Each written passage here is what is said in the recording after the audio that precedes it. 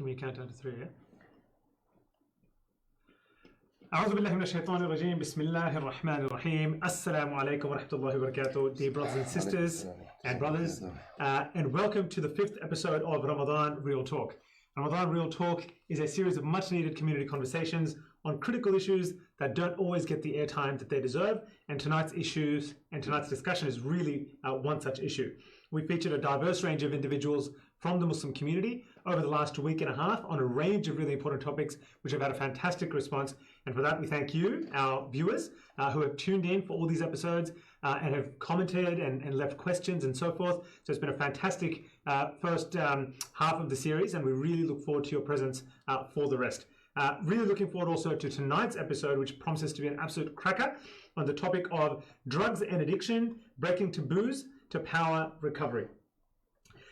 The organisation behind Ramadan Real Talk, of course, is the National Zakat Foundation Australia, the Australian branch of an international Muslim NGO whose job it is to power the blessings of Zakat locally within the communities that we live in the Western world.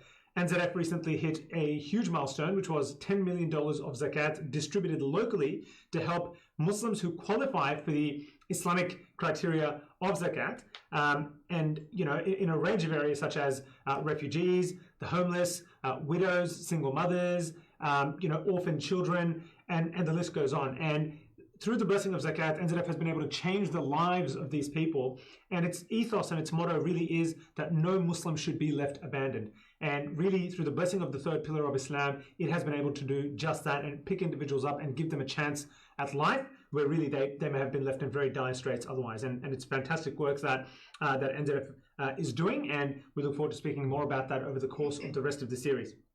A quick shout out to the community partners who have helped make this series possible. Firstly, our good friends at Darussalam Bookstore Australia, who of course during this month are very, very busy with people getting in there to buy Quran products and other Islamic products. So head down there if you're looking for some inspiration to take your Ramadan to the next level. We're also thankful to our partners at TLC Disability Services, the CEO of whom will be joining us in a couple of episodes, as well as Crescent Wealth, Australia's largest and first Islamic superannuation fund, and finally Initiative Samarkand, which is a discussion forum where many of the discussions and issues have been drawn for this series of episodes. Now, tonight's episode has been much awaited. There's been quite a bit of discussion and enthusiasm about it for obvious reasons, because it is a topic that is under-addressed in our community. And before we dive in, I just want to give a quick introduction to each of our very esteemed panelists here today. I've got here with me today three wonderful brothers from our community. The first one, the brother in the middle, Brother Muhammad Fenj, is a drug and alcohol counsellor, the founder of the Rehabilitation Project, through whom he's doing fantastic work, and a caseworker in the mental health and homelessness space.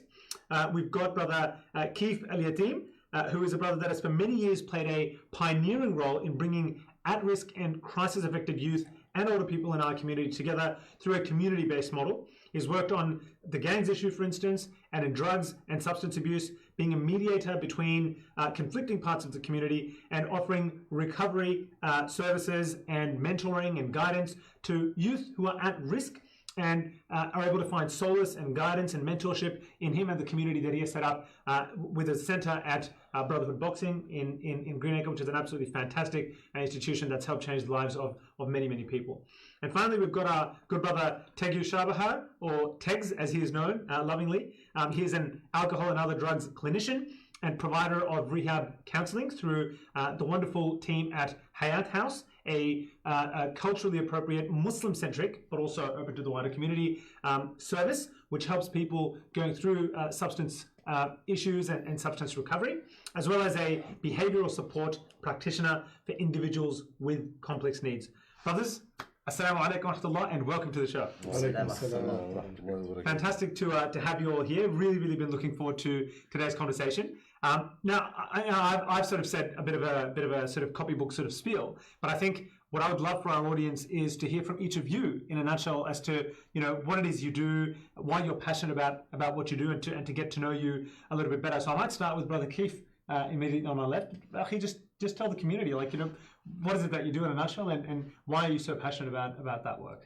Alhamdulillah, first we praise Allah Azza wa Jal for giving us these opportunities. 10 years ago, Allah Azza wa Jal gave me opened up a pathway for us by opening up a boxing gym in Greenacre, and we named the Brotherhood Boxing Club according to, what is true brotherhood. And he's given me certain roles unexpectedly, alhamdulillah, and that's dealing with the community with issues. We started obviously dealing with the gang issues. We worked tirelessly day and night at times, to deal with those issues. Alhamdulillah, some we succeeded, and some, we worked towards a better solution. The aim was to stop the killings and shootings out in the street openly, because of the fear of the community being involved in that. And through time, we dealt with other issues that came towards us, whether it was youth issues, couple marriage issues, crime issues that people were having, that were struggling with, drug issues. So alhamdulillah, we dealt with that. And part of that was to bring most of these young youth in within the gym, training them up, giving them an opportunity, teaching them discipline was the most important thing that I think our community lacks, or that they don't understand what discipline's all about. So just to give them that drive of what they should be living in life. Wonderful, wonderful. Well, Mohammed, tell us a bit about yourself. First and foremost, alhamdulillah rabbil alameen, for Allah subhanahu wa ta'ala that allows us that we here on this platform and have an opportunity to shed some light on some very important issues in the community. I just want to highlight what you said first about no Muslim should be left abandoned. And so I think it's a responsibility upon each of us. Allah subhanahu wa ta'ala puts us in positions to possibly either support or create change. And I feel that it's like it becomes a fard for you to tap into your capacity, to tap into your ability and try to give back. So alhamdulillah, what I've been doing is, as you said before, I've established the Rehabilitation Project. The reason being is it's a community-based therapeutic community model where I've done a lot of research and it's not evident in our community particularly. And correct me if I'm wrong, but a lot of the AOD services today, whether it's rehabilitation, whether it's community-based, they're actually turning towards the community-based therapeutic community models, as opposed to just full-time rehab and then you're cured, because the individual then leaves and then goes back to have his old ways. There's nothing, there's no supports, no community-based support, there's no brothers on the front line ready to say, okay, let's sit down. What's your problem? What do you need?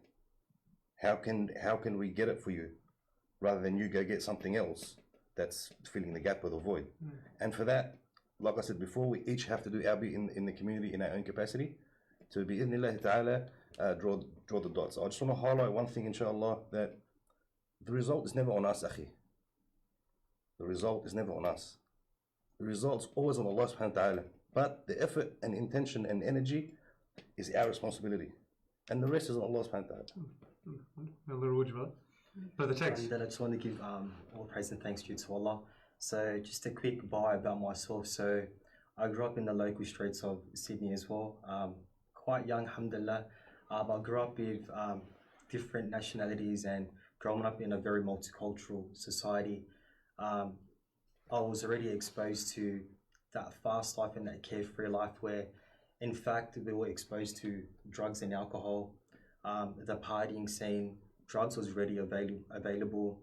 So, I didn't really focus on school too much. I was more so thinking about how I can get out of school, how I could spend time with friends and family. But for the most part, creating, negative decisions or, negative or unhealthy habits really impacted my life, to the point where I found myself having to just work, and that's all I knew from my family, from a very small Indonesian family. The best that we do is work.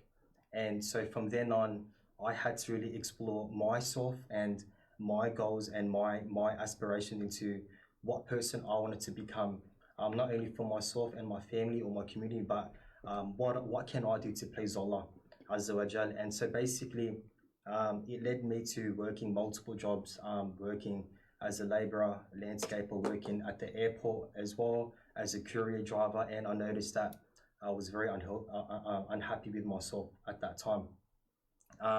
even growing up, I was exposed to a lot of good friends and family who fell down the substance use addiction pathway. A couple of friends died through overdose. Many people I knew fell down to the incarceration pathway, where some are even having to serve their sentencing at the moment. I'm sure you brothers know as well. And so I was really inspired by my parents, where they came from nothing, coming from Indonesia, from the villages. They moved here for a better life for us and the kids.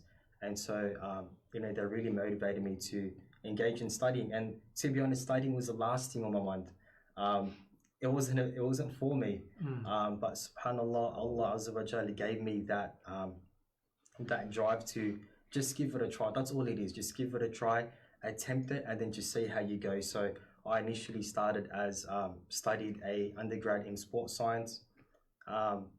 My initial pathway was to become a teacher, a PE teacher, and then I wasn't really feeling it at all. I was very doubtful with that pathway. So subhanAllah, I went through a Masters of Rehab Counselling at Sydney Uni, and subhanAllah, I looked at the curriculum, and it was very client-centered, person-centered. It really spoke about the issues that us as human beings may experience in the community.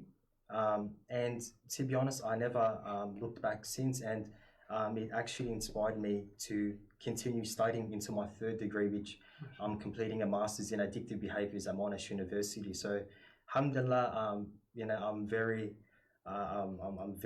grateful for what Allah has put me through, because without these hard times or trials, I wouldn't have been able to be the person I am today. Alhamdulillah. Alhamdulillah. So from not wanting to study to having inshallah 3 degrees. Basically, alhamdulillah.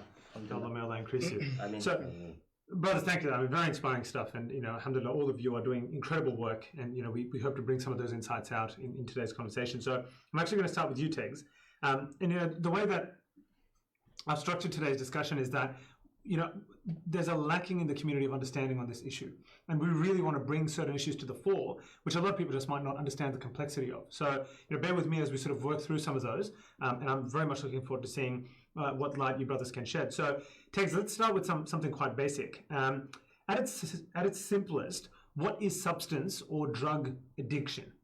Define that for us. First of all, I'd like to say thanks to NZF once again for allowing myself and the brothers to use this platform to speak about an issue which still even may be taboo within our community, and sort of trying to empower the individuals who may be struggling to voice their opinions or really engage in services. So to answer your question, what is addiction? So in the last couple of decades, the definition of addiction has changed quite a bit due to different models and different frameworks which have been introduced over time.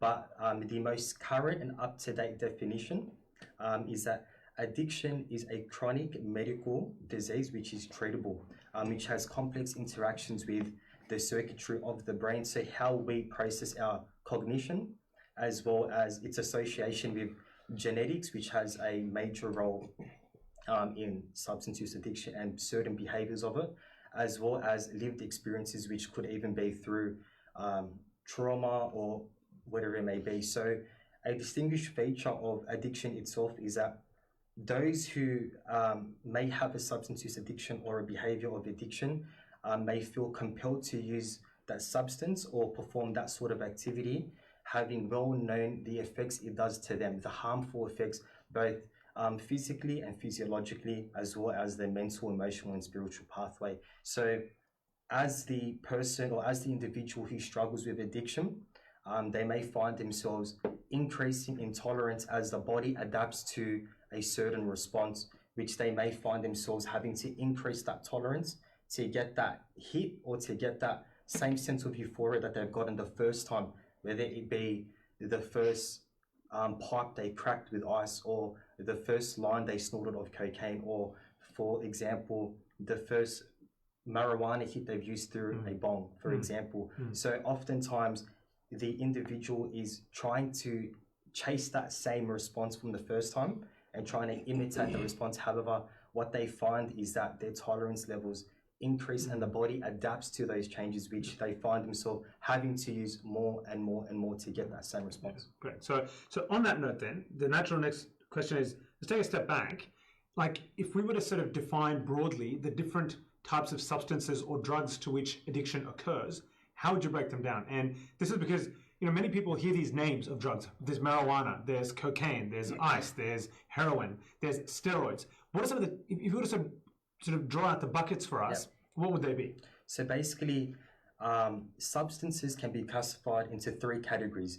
You have your depressants, you have your stimulants, and you have your hallucinogens, for example. So we'll start off with depressants. So depressants, essentially what it is in a nutshell, is that it slows down the central nervous system. So basically, for the viewers who may not know, it slows down the messages from your brain to your body, which elicits a behavioral response. So some notable drugs which are depressants are your alcohol, for example, GHB, for example, your opiates as well, benzodiazepines like Valiums and whatnot. So in a nutshell, the effects that it has physiologically is that it may slow down your heart rate, it may decrease your blood pressure, and essentially what users of depressants try to find is they try to use it at a low dosage so that they get that calm and relaxed feeling. However, at a higher dosage, they may find themselves having to experience symptoms of sleepiness, fatigue, unable to concentrate. And so those are the major symptoms that may occur through using depressants. And that's the one that sort of numbs the pain, if it were. I mean, look, most users, for example, will tend to say any drug will numb the pain, dependent on their drug of choice. Yeah. So for stimulants, for example, it's the complete opposite. Yeah. So it increases your central nervous system. It increases the speed where messages are passed on from the brain to the body, very elicits behavioral responses. Some effects is that it increases your heart rate, it increases your blood pressure, for example, and the effects of it is it makes you quite alert, very talkative, for example, and at a small dosage, it can give someone that confidence and that motivation to maybe interact with certain groups or certain people, for example. At a higher dosage, for example, it's highly detrimental. And so it's very harmful in the sense that they may develop an increase in paranoia, increase in anxiety.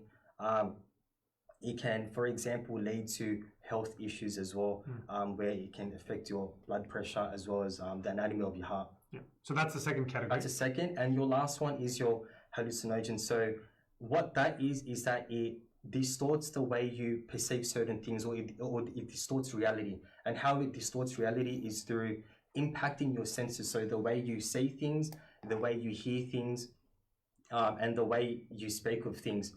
So for example, some drugs that have that response is your magic mushrooms, LSD and whatnot. And so at a small dosage, when someone does use that, they may develop that sense of euphoria. They may feel that numbness and that thinking like they're in a whole completely different world. It's not reality anymore. But at a higher dosage is that you might hear of people saying, I've been stuck in a permanent trip. So they're unable to really go back into reality, and they have those symptoms of paranoia, anxiety, and just can't really be able to sort of touch base into reality. Brother Hamid, following from that, and Jazakallah khair, Brother Tegs, that's a very, very useful little survey of what there is out there.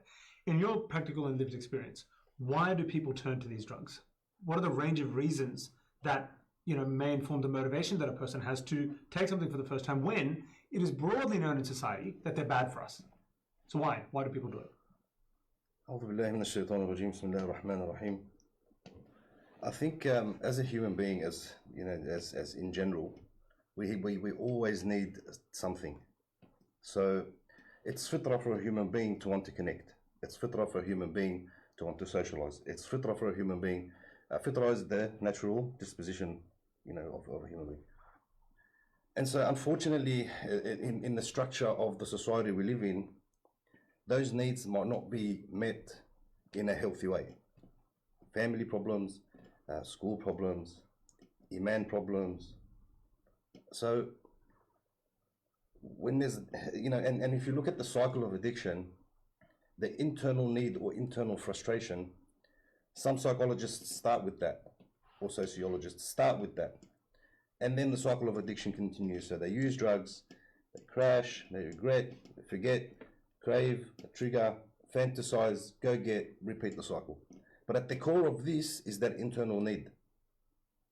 And if that need is not being satisfied through something healthy, which as a religion we have all the aspect of it, but the system that we live in, the nature of the society that we live in today, is that there's plenty of room for isolation, whether it's behind a screen, whether it's in your own room.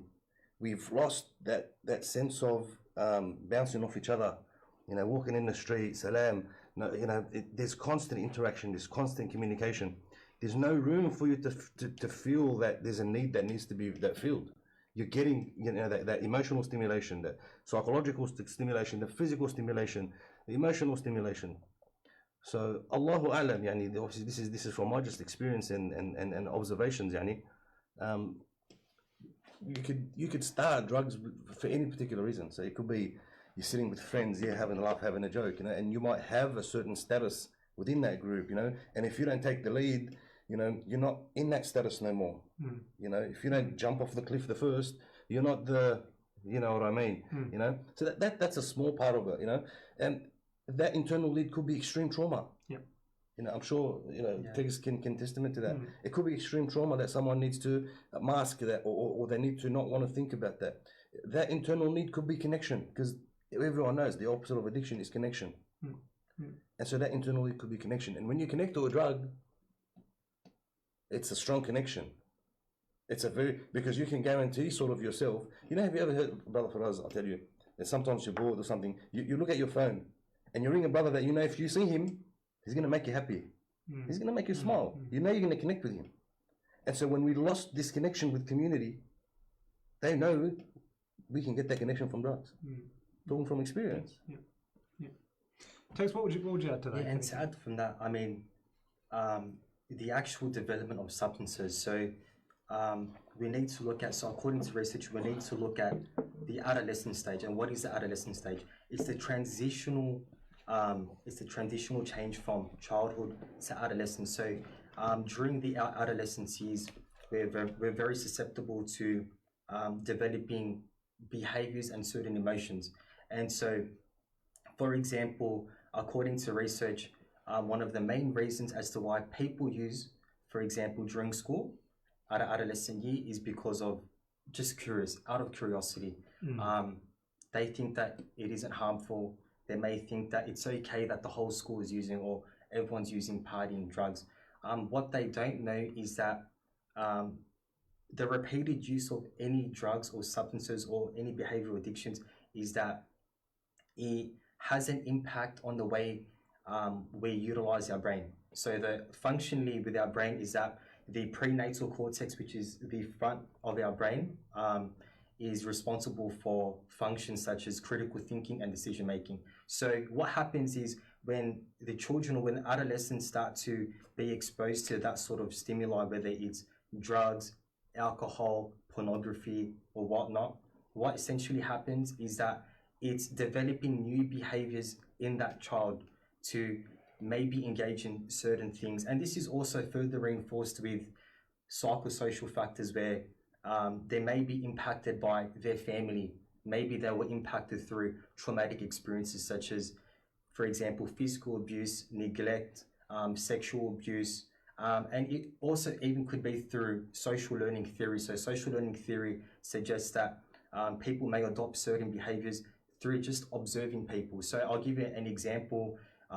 The Western culture has a drinking culture where from a young age, they may be exposed to alcohol at parties or certain events. What tends to happen is that adolescents, people at a young age, will observe that behavior, will observe that action, and generally may adopt or imitate those certain behaviors and normalize that behavior. But in fact, despite them normalizing that behavior, it does have harmful effects to that person as well as those around them. So it's important that we look at how the behavior is developed. And going back to what Brother Muhammad was saying, is even through trauma. Trauma can lead to all sorts of gateways. Could lead to suicidal ideations. It could lead to, for example, a development of a comorbidity, which is a mental health condition, for example. And so even already having an existing mental health condition, or having AOD as the presenting challenging behavior, may impact one to maybe using drugs from curiosity. It's a form of escapism, or trying to put more routine throughout their day so they aren't bored. It's something to do. But in fact, that despite that short term of happiness, they're actually impacting themselves detrimentally. So I guess the key takeaway is you can start in any number of ways, but then when the cycle starts, then it becomes really like the problem starts. It becomes challenging. But we as adults as well need to understand, and even for the parents as well, that a lot of these behaviors are developed in adolescence. So it's important that we teach them, correct morals, values, discipline, as well as educating them throughout their journey of adolescence. What does it look like from adolescence, and then shifting it to the workforce? And then maybe for those who are incarcerated, how do we facilitate a journey of recovery as they re-engage back to the community? Yeah. So Brother Cliff, so let's come to you now, right? Because you've seen a lot of this. So, whatever reason it starts, it happens, and then there's a vicious cycle that develops, right? What is the impact of drugs on individuals, especially the youth, but let's say individuals generally? Talk to us about what you've seen it do practically to people. Well, first it changes the behavior of the individual themselves. It creates, a dangerous mindset, and it's the want and that desire to continue on doing it. Majority of them enjoy it to a point. Then it becomes the terrible addiction, as the brothers were mentioning, and then it takes control of you, and it fully runs, your desires and your thinking during a day-to-day basis, and then it leads towards obviously the terrible behavior, crime. They go to all lengths to obviously get their fix, depending on which drug they're on. They're all expensive in the long run. Doesn't matter what it is, but it becomes that the issue that destroys families. It destroys mums, fathers, brothers, sisters, close relatives, the circle of family and friends. It makes them do things that's unthinkable. Tell us about some of these things, because that's real talk, right? Yeah, well, 100%. Yeah. I've seen in my life numerous people, come and go within the drugs world. First, I want to really mention that it's a war on every household, and I hope the government really sees this as they saw the war on terrorism, because this is real terrorism. It destroys everyone's life, and everyone involved with the supply, the manufacturing, the creating, whatever it may be, to me is involved within the terrorists, because that is destroying homes and family communities. And then from then you see the full events of it. I'll give you just one. Growing up in my time, I seen a girl that I knew. It was friends of friends, and she obviously was going through family trauma, and then she ended up getting involved with certain people, circle of friends who were constantly on party drugs, the hallucinant ones. And they got onto the trips. They were called trips back in the day, LSD. And they were taking them like lollies, to the point that she was in a car and she hallucinated, and she had never recovered from there. They've got her in a mental home, and the family suffers from there. I had a brother that I've known for many years. He wasn't Muslim at the time, and his whole life through obviously breakdown home. His father he literally never knew. His mother was trying to work with him and help him out, but he ran the streets. He was involved with crime, armed holdups, but it was all just to fully support his habit. And the moment they would commit a crime, that whether it was 20,000, 100,000, that will get spent within those few nights on drugs. And now, he was in the car with me one time, and he had a stroke that led to a heart attack. And just through time, he didn't understand how to live reality when he was outside within the community. The moment he'll come out, within a month or so, he'd go back into jail. Over those years, he suffered numerous heart attacks and strokes. Now he's in one of the, it's a center, a rehabilitation center, but it's a hospital, because he's actually suffering, numerous illnesses from the drugs. Whether it's marijuana, you see it, the human being, how they lose all focus, and it destroys your mind, it destroys your thinking. And then from that, these kids or even adults, then they grow into that phrase, and it becomes an issue, because then they marry, or they find a girlfriend, and then they breed, have babies, and that baby, as he's mentioning, that becomes a norm. They see over time what's happening in that household. As you mentioned, there's a lot of trauma and there's a lot of bad upbringing, but it's actually become what I've witnessed now. Kids actually just want to get on drugs because they want to know how it feels. It becomes a trend, and this is what you experience. So what does it do to you brothers, in your experience? What does it do to families? What does it do to communities? What's the cycle that it sort of creates? Maybe Brother Muhammad first. I think like Keith was saying, it's that culture. So we've got now the younger youth that are coming up. They're thinking, they might, their oldest, let's call it a bad role model, probably in the mid-20s, and the rest are in jail. There's no healthier sort of role models, because you know what? That age group, it's either you're still at uni, it's either you're working, you're not involved in the community. And so their role models, they don't see the boys that are at 40 and 50 and see the final result of that journey if they were to take that path. And alhamdulillah, a lot of the brothers that are in jail, that do come out, that do on the straight path. I have a brother that works with me, alhamdulillah, with the Rehabilitation Project. He's done it. And now he's wanting to be the other side. We just say, listen, it's do you really want to do that? Really? Do you really want to do that? Because if you do, I can show you. I can take you there right now. It's save you the whole hassle. So as a structure in the way of thinking for the youth, that it has like it's a good thing. That pride element to it, that egotistical reputation to it. Risk taking, maybe. Yeah, I don't want to speak street talk, but it has those perceptions behind it, and that's where we need to break that stigma around that stuff for two reasons. The number one is the people that are on the harder drug, on the ice, on the heroin.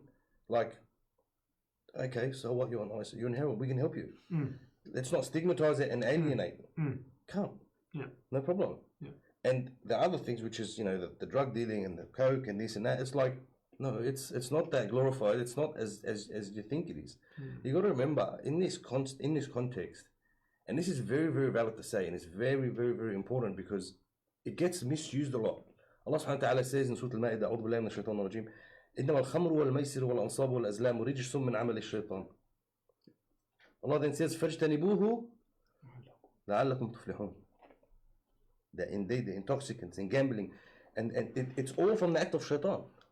So steer away from it. Perhaps you might be successful. And then the verse continues إنما يريد الشيطان أن يوقع بينكم العداوة والبغضاء في الخمر والميسر. That's where the shootings and the killings, and it's clear in the Quran that shaitan wants to cause conflict between you two with intoxicants and gambling. And فهل أنتم منتهون? Would you not quit it already? In other words, and then Allah says, وأطيعوا الله. That's your solution. وأطيعوا الله وأطيعوا الرسول واحذروا. Follow Allah subhanahu wa ta'ala. Follow His messenger and be careful. And know that upon the messenger is only to relay a message. So Shaitan is not getting enough credit. Perhaps he's getting the misunderstood credit. He's in the background working. Allah says, وَلَا تَتَّبِعُوا خُطُوَاتِ الشَّيْطَانِ. The steps of Shaitan. That one thing leads to another. That first smoke, no, it's all good. That one step. It's a very interesting theme. We'll come to that in a minute. But before we do, just want to come back to you, Tegs. So I asked the brothers, but what are your thoughts? Like, what have you seen it do to families, to communities? Just give us a quick sort of, from your experience. In my role as a AUD clinician at Hayat House, what I've seen is some extreme cases of, for example, what tends to happen is that because it's so highly stigmatized, substance use, we find that people only really focus on the individual, but in fact, they actually forget how it impacts the family. And I'll let everyone sit down with that and really just think about that thought, because it's always about highly stigmatizing them, saying it's always them, they're a junkie, look at him or her, for example, but no one really identifies or acknowledges what happens to the family itself. So what I've seen in my work as a clinician at Hayat House is that oftentimes family may feel a sense of emotional burden. With these emotions, they may feel a sense of grief. They may even feel a sense of loss, which, in extreme cases, it may lead to death or an overdose. Oftentimes, they struggle to really communicate with other people about it, even family about it. It's so hidden, it's so discreet that they don't want anyone to know about it because of the stigma behind it. That, they're going to be looked at with humility, they're going to look at with shame. And so they don't feel they don't feel the urge to tell people because of that. And then it leads to also the financial burden. The financial burden being that they may be on a high cost of substance use. We could just, for example, we can go and touch base on cocaine, for example, and the minimum price for cocaine, depending on the suburbs you're in, could range from 200 to 300 or even 400 in interstates as well. And so, for example, individuals may find themselves in a debt, or in street words, they may have tipped too much. And so their family may have to pull out of their own savings to, help their son or daughter with those debts. And what comes with debts is increased levels of stress, anxiety, and which may even lead to depression, for example. And so they feel that financial burden. And the last point is the parental grief. And so, oftentimes parents aren't really educated about drugs itself. They aren't really educated about the different types of drugs and the effects of it. And so they're seeing changes in their behaviors, which may not look like what their son or daughter used to do. And they're asking themselves, what's going on? Like, why is he demonstrating these behaviors? And so they get that sense of grief, and they find themselves, just really talking to themselves or to their husband or wife or to their children. What do we do? What's going on? So that further increases the sense of alienation. And that's why, people suffering through addiction, they're the most highly stigmatized group within the risk population. And so they struggle to really, communicate about that. I just want to touch on that as well. It's like the family, I know I went on a tangent, but just to go back on the family support, is that we find a lot that the family want to help the individual so much, but they don't know how. And so I often, give this analogy where if someone, God forbid, has an accident on a motorbike, and then he ends up in hospital, and the mum told him not to get that motorbike, what's the mum going to go? I told you don't get the motorbike. What'd you do? Look what happened. Look what's happening. I've told you not to do. That's not beneficial for the brother that's injured. The doctor, on the other hand, doesn't care about why you got the motorbike. He told you that. No. Focus on the problem. Okay, we need this. Okay, let's do that. Okay, get this. Okay, mum, please. And then the people will speak to the mum. You get me? Because of that reason. And so this is exactly what I want to highlight. Yes, there's a big problem, but this is exactly why we're sitting here today. is that to support families as well. So if there's families out there, don't know how to deal with this problem, reach out to Hayat House, reach out to the Rehabilitation Project, reach out to the Brotherhood Boxing, reach out to NZF, reach out to someone, and someone will link you to someone. Bismillah. Sure. Because they'll help you sort of figure out yourself like what to do, because you're probably lost in that process as well. Don't know how to respond. And a part of that is making that inclusive to all, so that when people do struggle with any sort of issues, they can reach out to services, community-based services. They can reach out to some good brothers as well. They can reach out to, for example, clinical services where they can receive that professional help. Because at the end of the day, in hindsight, they think they're alone, but in reality, they aren't. We just need to empower them to make informed decisions and connect them. We also need to highlight that most families in these situations become shameful or embarrassed to reach out. So this is an issue that you cannot afford to hide it or feel embarrassed or shameful. You need to speak to people out there, and there are people out there that are willing to help you guys. Also, it's important to note that these services are confidential. So if someone comes forward to my organization, we sit down, we do an intake assessment, everything is confidential. We actually are governed by law around these things. Hayat House is the same. No, that makes a lot of So, sense. because like I said, there's a lot of shame and stigma about other family members knowing. Inshallah, the individual is ready to change. That's key. Sure. So it's actually on that. What are some warning signs? Because I don't think a young person comes home and says, "Hey, mum and dad, I'm trying drugs today." Absolutely. You know, how can a parent maybe not nip it in the bud? Because by the time it's happened, and you probably need to support and find help and so forth. But how can you pick it up early? And what do parents need to know, or family members need to know, of the change in behaviour, some sort of symptoms being displayed, sudden changes? What would you say about the KIF in your experience? Okay, firstly, the connection, the relationship between parents and kids. Now that's the start, that's the goal. If you don't have that relationship, then you will lose that friendship along the way. Kids will eventually get involved. The circle of friends is very, very important. And we also, I think we do tend to forget the first signs and the first things that kids do try is cigarettes. Nowadays it's vapor. Vapor, they've literally made vapor like a hashtag halal sign of smoking. So it's not the actual tobacco, but it's the actual chemical. The majority of kids you see today in high schools, out of high schools, are smoking vape. You know, and it's a trend. You know, it's become the norm out there. Now I'm not smoking cigarettes. I'm only on a vapor, which is actually worse than actual cigarettes. So that's where it starts. So you need to understand those signs. So the parents, the relationship is vital. It really is. So if that starts to go south, there's some signs that something's perhaps, you know. Definitely, because when you know that when you speak to your kids and, you know, that trust bond there, or that the way they naturally, you know, relate themselves to you, you know, say, Mum, you know, I did 1, 2, 3, Dad, I was here, you know. If that bond is not there or that trust is not there, then we should be also aware. Don't obviously go after them, spy on them, things like that, but just be more cautious.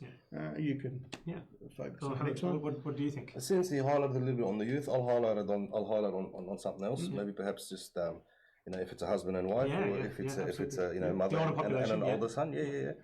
I think the important thing is to monitor extreme changes in routine. So brother wakes up and goes to work, comes back normal. You know, next thing you know, he's coming back till 10 o'clock, and then next thing you know, it's 1 o'clock, and then he's staying up and staying out, and she's going to think he's married again. Well, that's nothing to do with me. That's between him and her. Stay on drugs, but don't get married. That's nothing to do with me. Stop. So so I think observe the extreme change in routine is important. Secretive behavior, defensiveness if approached, and often also I want to tell the sisters and the brothers as well, that if you come across this, it's probably because the other person doesn't want you to know, because there's a problem there, not very proud of it, not very proud of it. So so that's sort of what to be aware of, because I can get carried away in how to approach and how to connect and how to sort of create a safe space to allow the person to say, hang on, I'm not going to get judged by my friend, mother, partner, you know, wife, husband. I do have a problem, you know, but that's inshallah for another day and another topic. But that's the main thing I would say. It's just to be aware of that extreme change in routine and defensiveness. Let's change gear a little bit, brothers. I'm conscious of time, obviously, so I really want to get to this part of the discussion. Let's talk about recovery, right? So we've talked about the problem and identifying it and some of the signs. Let's talk about recovery. Tegs, I want to turn to you here. What does recovery look like? And is it a quick process? Is it a long process? Tell us about the recovery part of the journey. Yeah. So basically with recovery, it's very dependent on the drug you're using, the dosages, how much you're using, and the frequency as well. So if we can really acknowledge where they're at in those points, then we can sort of utilize on how we can really facilitate a journey of recovery. So for example, if someone is a 20-year user of ice, we're not going to tell him to jump off cold turkey. In fact, what the sector and what research suggests is using a harm minimization approach by trying to wean off the drug. How do we wean off the drug? It's by, for example, reaching out to services. So there's 3 different types of recovery. You have your natural recovery where people oftentimes might find themselves self-administering recovery on their own, which could look like a home detox. Number 2 is your community-based detox. So it might even be through outpatient services such as counseling, such as going to a psychologist, such as going to professionals to be able to facilitate that journey of recovery. And then you also have your clinical pathways. So your outpatient detox, going to either a public or private detox, going to a rehabilitation center. But in terms of recovery itself, it's a long journey, but the most important factor to keep in mind is that there's always chances of relapse. There's always chances of relapse. That's what might happen. But we try to encourage them to look past it and say, hey, look, you may relapse, however, you may be able to manage better the second time around. These are the skills that you've learned. These are for example, the things that you may be had able to, for example, live through, and you've gone past that. So validating their emotions, acknowledging what they've been able to achieve, whether through short-term or long-term. But for the most part, it's to be able to reach out, talk, communicate with people who you might trust or who you love, for example. A part of supporting that recovery is educating is also maybe to, for example, the parents who may have a loved one struggling with addiction, is to educate yourself through the different types of drugs and the effects of drugs. So one thing I just want to pick on there is withdrawal symptoms, right? Because you mentioned about cold turkey, I think at some point this evening.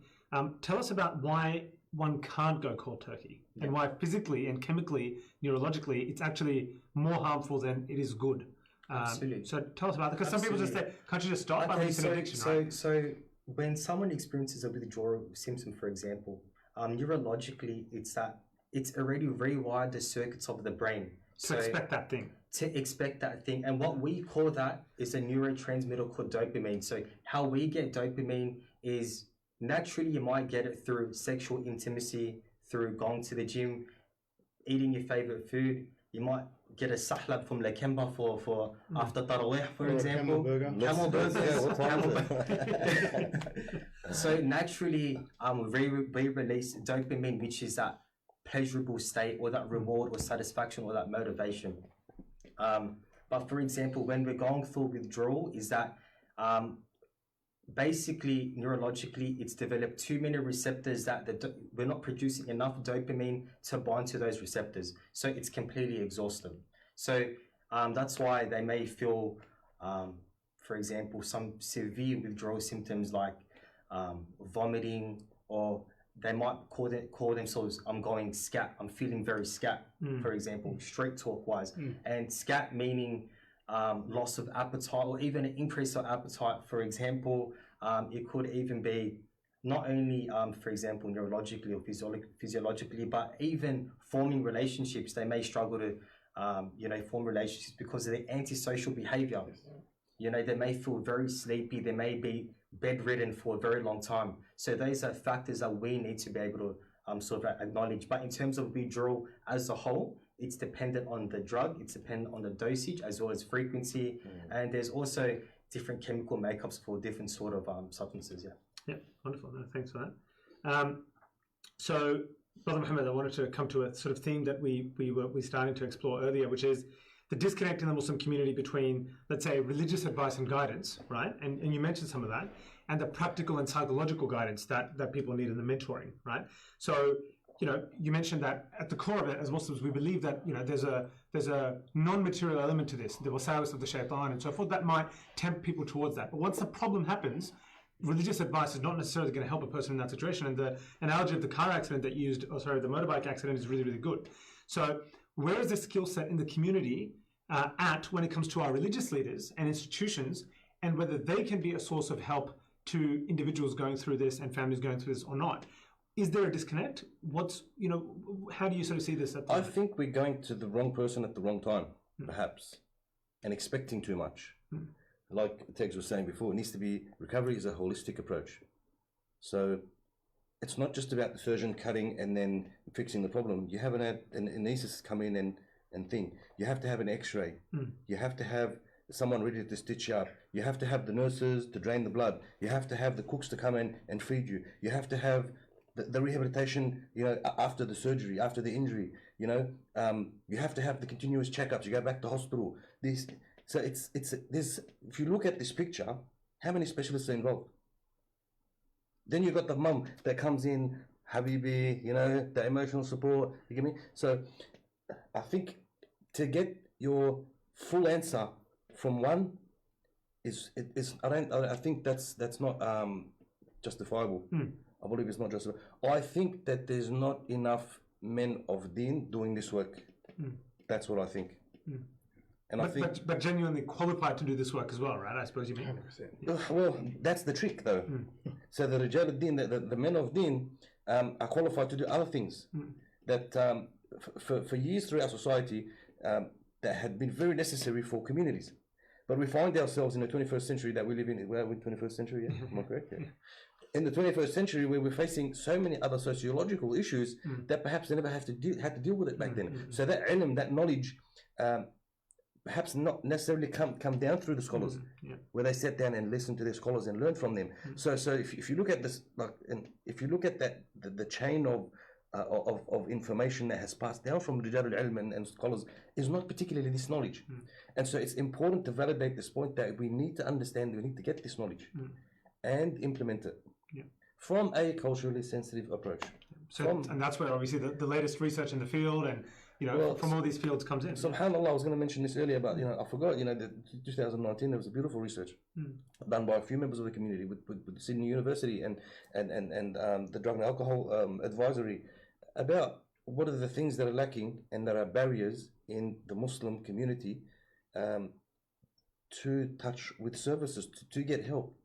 And there was a list of recommendations that were mentioned, and 2 or 3 points. I won't go too far into it, but a couple of points were a culturally sensitive approach that's inclusive, that also collaborates with the modern sort of health advice, as well as the religious aspects of it. There's lack of community services from the Muslim community doing this type of work. And the recommendations were that government needs to support people like us in the community that understand the brother that's struggling with it, that can say to him, certain things that perhaps the doctor cannot, So these are the things that are coming out of that research. Yeah. And Tegs, what's your thoughts on this? Where's the gap, and what do we need to do to fill that gap? I think in terms of the most important thing is to identify the gap. So in terms of how do we minimize the risk through our adolescents, and that's through early interventions. Early interventions could even be through creating culturally appropriate programs for high schoolers to really, for example, identify different certain drugs and effects, as well as how you may even impact their own spiritual capacity as well. I think that's trying to make it culturally appropriate.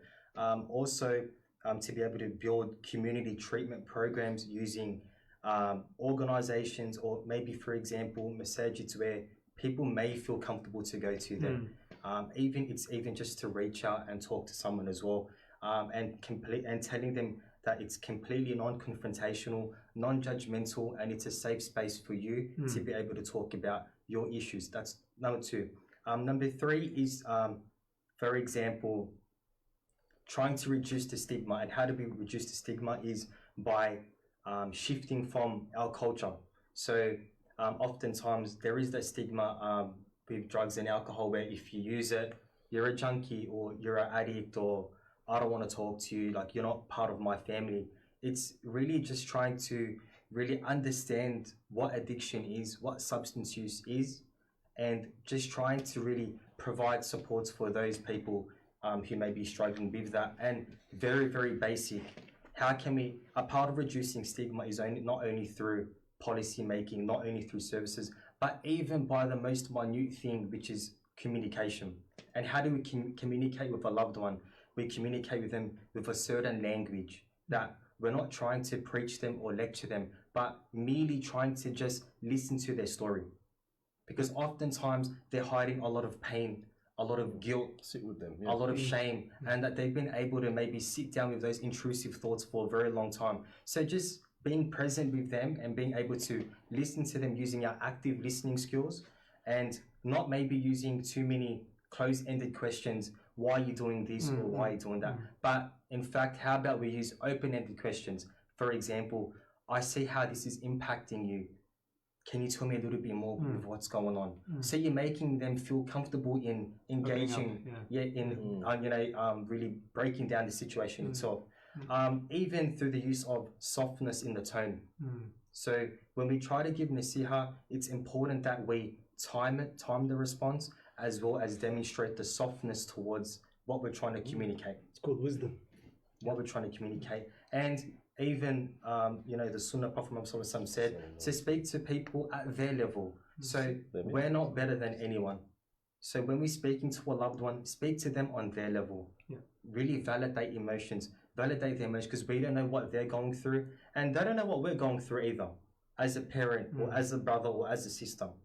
So very, very basic, coming from the hierarchy through, your schools, organizations, masajids, community, as well as family and individually.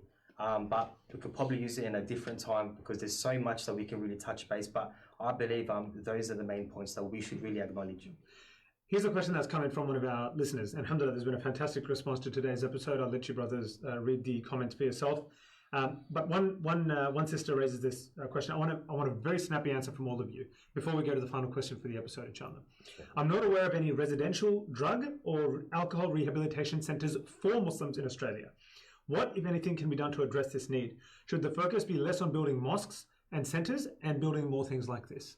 Very quick answer. And I know that's a controversial question. Possibly? Yeah. Thanks. I believe so. Jazakallah khair, sister. That's a very good question.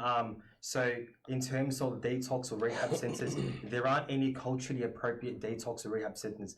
Actually, in fact, they mainly centralize with either a Christian faith rehab or detox or agnostic faith detox. I think moving forward, it's incredibly important that we do establish these services to really, provide supports for our own people, because they may struggle to, really focus or really try to engage with their journey of recovery when they're unable to practice their own spiritual faith. Mohammed, your answer on this question? Controversial, did you say? Possibly, I don't know. How much time do we got? 2.5 seconds. I'll probably cut now. So we've been trying to engage very hard. So the Rehabilitation Project has been trying very hard to engage different community organizations to perhaps finally put something together. And bi'idhnillahi ta'ala, there is something in the works. Inshallah. And inshallah, I'll be following some stuff up, and I'll be holding people to their word, because it is a much needed. It's fard kifaya. Inshallah, absolutely. Yeah, well, to the sister, there has been numerous people working on this for a number of years. Brother Danny McCarty, my lawyer Rordy, he's been on this for a number of years. The funding is the issue, obviously, and the experience to try and get all the professionals on board. But it is on the agenda, and we do desperately need one, 100%. And for your final question on that, we do need mosques at the same time, but this is very, very important. Definitely. Alhamdulillah. Keith, I want to end with a question to you. A quick word on holistic solutions, right? And bringing things together across a range of different intervention types. You obviously have a very practical experience and skill set around bringing that community element. What have you seen in terms of the practical outcomes of that sort of approach? So you've got your clinical and sort of psychological support and the rehabilitation side, but then there's the community aspect of it.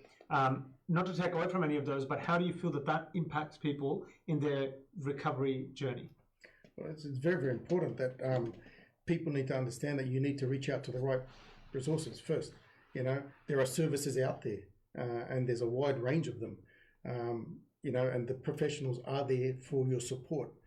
When it comes to people coming to me, I'm limited in what I can do. But you know, I will refer them to certain supports. I'll give you just a quick rundown through my experience. A brother referred a brother to me that was, you know, on drugs, and it started off a bad toothache, Panadine for it, led to endones, and led to further strong depressant drugs. And then he was hooked. Then he was hooked. When he came to me, I realized that he wasn't just on these, you know, depressants. He was actually on stronger drugs like heroin. He didn't openly express that, but we ended up finding out. So there are people out there, but we need to be very, very careful where you're going to go to. You know, there are certain people that will put their hand up and say, I've been through it, I've gone down that path, now I know how to deal with it. I can go and get you a certificate to put up the back of my wall in my gym. You know, Professor Keith and PhD being an idiot for $200. But doesn't prove that I'm an experienced person in that field. But we need to be very, very careful because the trend is some people are directing to a service, but these services aren't for certain people. Experience right there, experience right here. You know, so we need to be, you know, really, really, really, you know, strong, you know, in our stance that these people are there to support you. The community, myself, you know, I've dealt with it numerous years, okay, and I will refer them to X, Y, Z, and this is what we've experienced. To touch base on that quickly, sorry to interrupt, but when we utilize it holistically, it's that although there's a substance use addiction, there's certain factors that may impact or contribute to that addiction. So it could be through loss of employment or going through maybe getting sacked. It could be through a marital issue. It could be a child that's sick and having to go through the systems with, you know, for example, the hospitals and all that. So those are only just a short few points, but when we try to utilize it holistically, how can we better support individuals struggling? We need to look outside the box. We need to look at every factor that may impact them to feel compelled to use. Even legal concerns. Someone might be getting sentenced, but for example, their date has been adjourned to next year. That increases their stress. It increases or heightens the levels of anxiety. And for them to cope is by using a drug, for example, until they get sentenced. So we need to look at every factor. Yeah, I think what I wanted to highlight was, you know, it's unfortunate that we don't have a Muslim rehab, yes, but let's not look at what we can't do. Let's focus on what we can do. Let's focus on the hope moving forward. Let's focus on strategies and solutions. Who can we utilize in the community for this problem? So actually I want to interrupt there because the thing that I wanted to end with today was give us a positive story of hope, each of you, right? An instance of where you know someone who has turned it around with the right support and with the right intervention and so forth. And I'm sure you all know, and I want to leave people with that hope and show them that, look, to be honest, it's possible, right? So Brother Muhammad, why don't we start with you? Give us some instances of where things have been done and which reflect the fact that the community can achieve this. I have, of course. I've got heaps of brothers that are on my groups. We have a support group on WhatsApp specific for these problems, the rehabilitation support group. We have community-based programs running where everyone can come and do therapy, but it's a group setting. It's not like the specialized individual sort of type thing, which all of it is needed and all of it is valid. I think that my approach is more that community support. So, okay, when they leave that office, do they really want to go and hang out back on the street? No, so, you know, like-minded, no judgmental. He's been there, and they're able to joke about it in that regard. So I have a couple of brothers, subhanAllah, that they inspire me. Like I look at them and then I go, I've got to keep doing this. I can't stop. Because of how they've turned around. Of course. Yeah, alhamdulillah. Yeah, the complete change around, you know. Heavy parole conditions to, subhanAllah, like living a very beautiful life. You look at the brother and he will smile. You can see the happiness coming out of his heart. And as if that's not enough motivation for you to keep going. Keith, what about yourself? Yeah, you know, I won't mention any names, but, you know, I met a brother back in 2004. And then it just sort of like led on, and I started doing boxing classes in a place in the Kimber. And this brother came, you know, the way we met was amazing. You know, he had a sporting background, just like myself. And we got on like a house on fire, alhamdulillah. The love was there, the trust was there, that companionship was there, and to be able to really, really build that working relationship was amazing. And time went on and we grew. And this brother was a Hafiz Quran, mashallah. And he had a great family. And just over the years, there was some illness that he went through. And he struggled with it. And one thing led to another. He ended up getting a job. That job required, you know, long hours, long driving, and that led to the drug. And that drug took over his life, destroyed his life. He was married, he had a daughter, and that destroyed everything. Number of years on, the struggle was real. I hadn't seen him for a number of years, and then I seen him. We did our best to try and work with him, help with him, and he was ready. He was ready to smash this problem. But the issue is it overpowered him because the drug is so tough. And as much as he struggled with it to deal with the problem, he kept going back into the problem. So we looked after him for a number of months, to the point he went to a few rehab centers, and amazingly he was actually teaching them how to deal with the issue. This is how great and intelligent the brother was. And then from rehab to rehab. So the lapses were there from time to time. And then I hadn't seen him for a number of years, and I was contact with his family, and they were just, we needed to do something, you know. But subhanAllah, because of his intention and strength in will, he overcome the addiction. And now he works with the community. He's one of the leaders of the community. And Allahumma barik, he's an amazing human being that, to me, is my role model example in this situation right now. Alhamdulillah, he will never ever look back to that again. Wonderful. And Tex, to finish with you, an example. I've got many stories, but without disclosing too much information and maintaining confidentiality to protect the identity of the client, just very short and simple. Struggled with his own addiction at very high levels and impacted his studying. Very smart boy, very knowledgeable boy.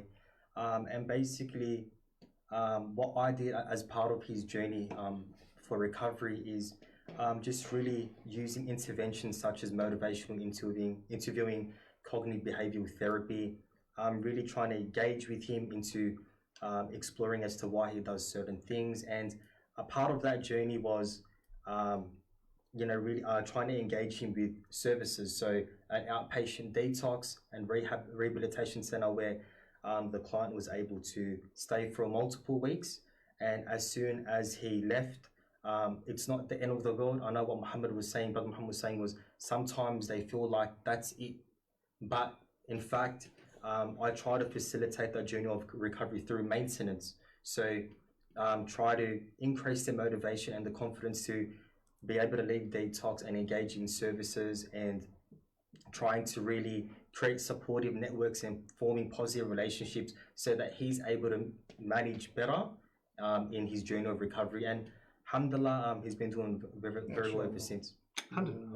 Just want to finish also, we do have referral pathways to rehabs, to full residential rehabs for brothers that are in bad situations. So obviously, the assessment will happen, and accordingly, we do have alhamdulillah a few rehabs on board. We will make and for sisters as well. I have a good contact for like it's a female section of the rehab by itself. You know, I have a contact that works in there. I have a male, female. So alhamdulillah, the resources are getting built. You know, building up. And I think holistically, bismillah subhanahu wa ta'ala, we'll work together to achieve some solutions. Well, it's been an absolute pleasure. Thank you so much for those inspiring stories at the end. And I can just tell you from the comments that that last little question that I asked has really elicited a lot of positive responses from everyone. And I think everyone wants to see that hope and that, you know, it is possible, even with the meager resources of our community. 100%. It's possible with the right intention and the niyyah and you know, the goodness of the brothers and sisters in the community. And, you know, some of these projects are long-term projects, these rehab centers with a Muslim focus. And we hope that the big money men in the community, you know, put their money where their mouth is and come through and help the leaders in this field. 100%. Can I just mention one thing before we finish here? I plead to all Islamic organizations, please don't get out there and say you have your flag, you want to be the first person or the first organization to do this rehab center. We need to collectively come together, united. And only then Allah Azza wa Jalla will make it easy for us to do. It's going to be expensive, it's going to be tough, but if we come together, we will deal with it bi'idhnillah. Wonderful. Jazakallah khair. And so, you know, to all of you brothers, the comments are amazing. This has been, I think, our most watched episode so far, which is phenomenal. So thank you so much for your time. Let's make this the start of a conversation. Let's not make this the end. Inshallah, you know, NZF is doing great work in this space and they want to facilitate more such conversations. So we look forward to camel burgers for us. Inshallah, next time. Camel burgers will be on the table. That's the only addiction I want to be on. Inshallah. Hopefully it's a good addiction. Let's get on it. I'm able to just give advice to someone that may be struggling. Yes, please. Just to end, I know we don't have enough time, but I'll quickly maybe just say in front of the camera. So for someone or for those of you that may be struggling with addiction, it's all about the preparation of your journey of recovery. And you may find yourself with a lot of intrusive thoughts and a lot of doubt, but I want you to ask yourself these questions in particular.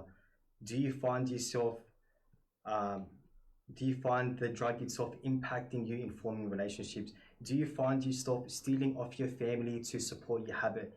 Do you find that you're not going to work or that your job is at stake because of your addiction?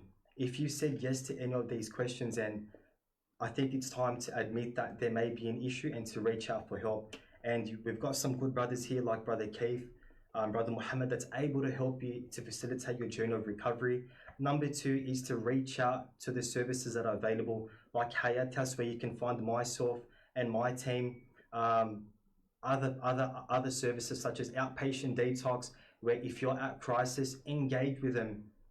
Don't worry about the humility or shame. Inshallah, bi'idhnillah, you will find that help and you will find that support in able to facilitate your journey of recovery. And last but not least is to connect with those around you who you love most. Find someone who you depend on, who you trust, because I can guarantee you that with the correct niyyah as well as the right language and approach, they will understand you and they will validate your emotions and give you reassurance that you're not alone. It's about empowering yourself as well as myself, and we can do this together, inshallah.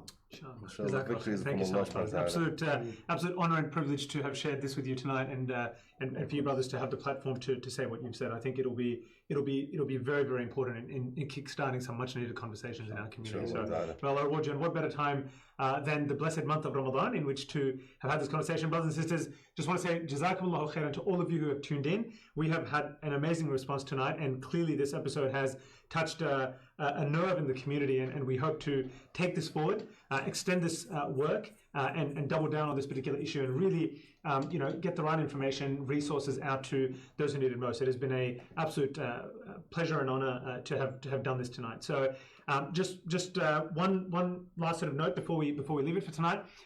It would be amiss not to once again acknowledge and thank NZF Australia for putting this sort of platform together. And I'm sort of been asked by NZF to come on and host this series. Just want to acknowledge the amazing work that the organization is doing, and to facilitate their work and to allow more such things to occur.